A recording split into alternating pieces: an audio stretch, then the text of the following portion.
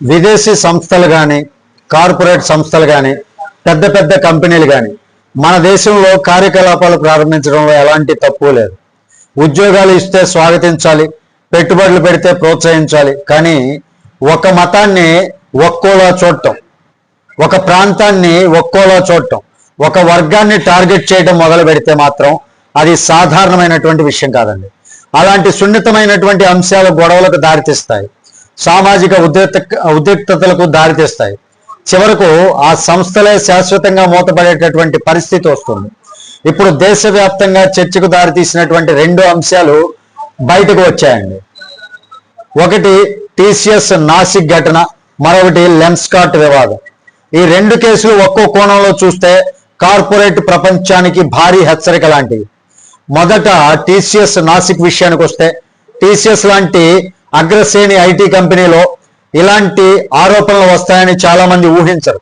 కానీ నాసిక్లోని TCS BCO campus లో 2022 నుంచి 2026 మధ్య కొంతమంది మహిళా ఉద్యోగులపై వేధింపులు జరిగాయనేటటువంటి ఆరోపణలు బయటకు వచ్చాయి.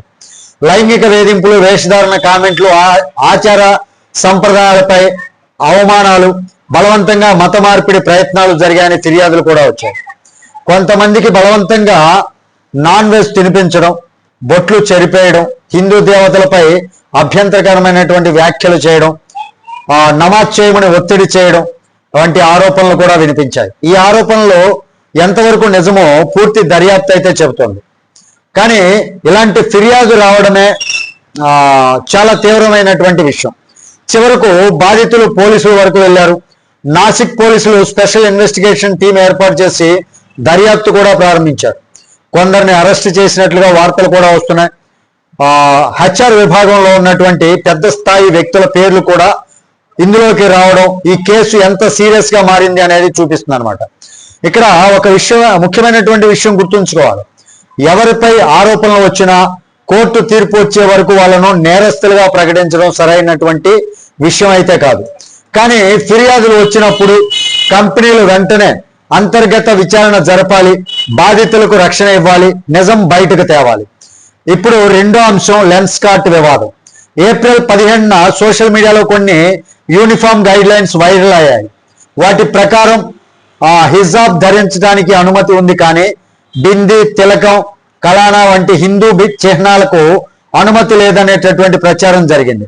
ఇదే పెద్ద వివాదానికి కారణమైందండి. ఇది బయటకు రావడంతో సోషల్ మీడియాలో తీవ్రమైనటువంటి వ్యతిరేకత వచ్చింది. చాలా మంది ఇది మతపరమైనటువంటి వివక్ష అని ఆరోపించారు. కొందరైతే మాజీ ఉద్యోగులు కూడా తమ అనుభవాలు చెబుతూ ముందుకు వచ్చారు. పూణేలో ఒక ఉద్యోగి నిరసన తెలిపాడని, ఫిర్యాదు చేసినటువంటి తర్వాత ఉద్యోగం కోల్పోయాడనే ఆరోపణలు కూడా వచ్చాయి. మరో యువకుడు ట్రైనింగ్ సమయంలో తన తిలకం తుడిచేయమన్నారని, జుట్టు తొలగించమన్నారని, ఒప్పుకోకపోతే పంపించేశారని కూడా చెప్పినటువంటి ఉదాహరణలు వినిపించాయి. ఈ వివాదం పెరగడంతో లెన్స్కార్ట్ సీఈఓ స్పందించారు.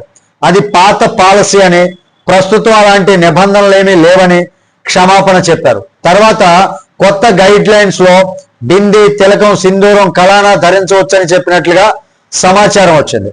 కానీ ప్రజలు అడిగేది ఒకటేనండి, బయటకు వచ్చిన తర్వాతే మార్పా, లేక బయటికి రాకపోతే ఇది కొనసాగిస్తారు కదా? ఇదే అసలైనటువంటి ప్రశ్న. ఇక్కడ మనం సమతుల్యంగా ఆలోచించాలండి. ఏ కంపెనీ అయినా మాత్రం మతం ఆధారంగా వివక్ష చూపకూడదు, ఉద్యోగుల వ్యక్తిగత విశ్వాసాలను అవమానించకూడదు, లైంగిక వేధింపులు అసలు సహించరానటువంటి విషయం. కంపెనీల ఉద్యోగులపై అధికారాన్ని దుర్వినియోగం చేయకూడదు. అలాగే సోషల్ మీడియాలో వచ్చినటువంటి ప్రతి వార్తను వెంటనే నిజమని కూడా నమ్మకూడదు. అధికారిక విచారణలు, కోర్టు ప్రక్రియ అండ్ ఆధారాలు ఇవన్నీ కూడా చాలా ముఖ్యం.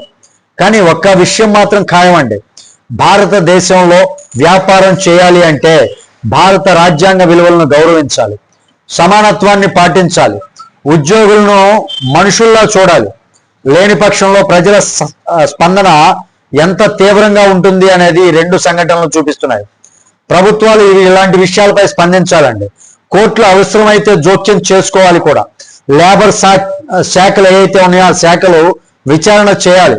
బాధితులకు న్యాయం జరగాలి. తప్పు చేసినటువంటి వారిపై కఠిన చర్యలు అయితే ఉండాలి. అదే సమయంలో నిర్దోషులైతే వారిని కూడా రక్షించాలి. ఇది ఒక టీసీఎస్ విషయమే కాదు, ఒక లెన్స్ కార్ట్ విషయమే కాదు, ఇది భారతదేశంలో పనిచేస్తున్నటువంటి ప్రతి కార్పొరేట్ కంపెనీకి ఒక వార్నింగ్ లాంటిది. ఉద్యోగి బలహీనుడైతే కాదండి, వినియోగదారుడు మౌనంగా ఉండడు, సమాజం చూస్తూ ఉంటుంది. మరి ఈ అంశాలపైన మీ అభిప్రాయం ఏంటి అనేది కామెంట్ రూపంలో తెలియజేయండి.